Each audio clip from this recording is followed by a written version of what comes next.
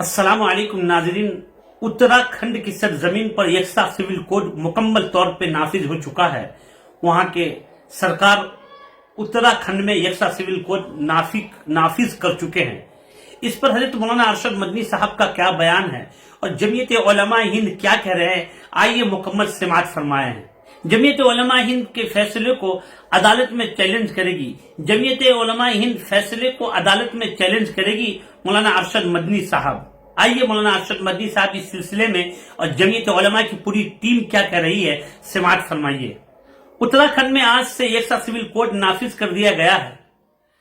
ऐसा करके न सिर्फ शहरियों की मजहबी आजादी पर शब खून मारा गया है, बल्कि ये कानून सरासर इम्तियाज और तासुब पर मबनी है।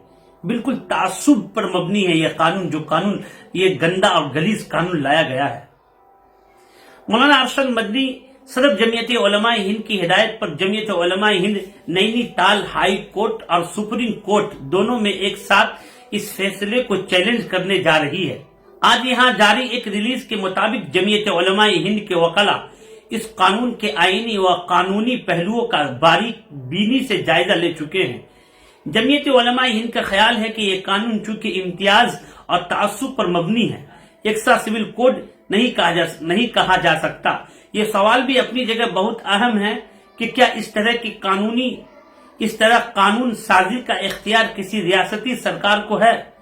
उत्तराखंड सरकार के इस इम्तियाजी फैसले पर सदर जमीयत उलमा हिंद मौलाना अरशद मदनी ने अपने शदीद रद्द अमल का इजहार करते हुए कहा, हमें कोई ऐसा कानून मंजूर नहीं जो शरीयत के खिलाफ हो, क्योंकि मुसलमान हर चीज से समझौता कर सकता है, अपनी शरीयत और धर्म से हरगिज कोई समझौता नहीं कर सकता।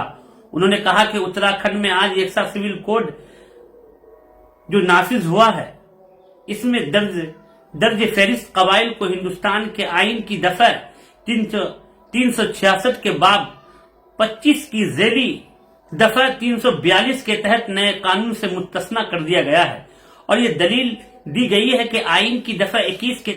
मौलाना अरशद मदनी ने सवाल किया है, अगर आइन की एक दफा के तहत दर्ज फहरिस्त कबाइल को इस कानून से अलग रखा जा सकता है, तो आइन की दफा 25 और 26 के तहत हमें मजहबी आजादी क्यों नहीं दी जा सकती, जिनमें शहरियों की बुनियादी हुकूक को तस्लीम करते हुए मजहबी आजादी की जमानत दी गई है। इस तरह देखा जा सकता है तो यकसा सिविल कोड बुनियादी हुकूक की नफी करता है। अगर ये यकसा सिविल कोड है तो फिर शहरियों के दरमियान ये इम्तियाज क्यों।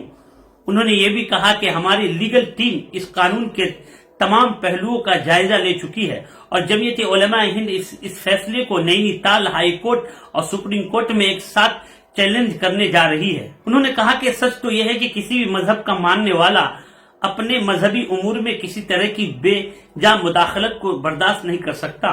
उन्होंने कहा कि हिंदुस्तान जैसे तकसीरी मुल्क में जहां मुख्तलिफ मजाहिब के मानने वाले सदियों से अपने अपने एतकादात और मजहबी रीतो रवाज पर मुकम्मल आजादी के साथ अमल पैरा हैं, वहां आज यकसा सिविल कोड को नाफिज आइन में शहरियों को दिए गए बुनियादी हुकूक से मुतसादिम है। तो नाजरीन, इस तरह का कानून उत्तराखंड में नाफिज हो चुका है, मुकम्मल तौर पे नाफिज कर दिया गया है, जिस पर हजरत मौलाना अरशद मदनी साहब भी अपना बयान दिए हैं और पूरे उत्तराखंड के उलमा किराम ने कहा कि हम सब कुछ से समझौता कर सकते हैं, लेकिन जहां शरीयत की बात आएगी, कुरान की बात आएगी, हदीस की बात आएगी, उससे हम समझौता नहीं कर सकते। इस कानून को फिर सरकार को देखना चाहिए, समझना चाहिए, क्योंकि दफा 25 और 26 के तहत हर एक मजाहिब के लोग को यहाँ अपने रीतो रवाज की तरह जीने का हक देता है और अपने मजहब को मानने का हक देता है।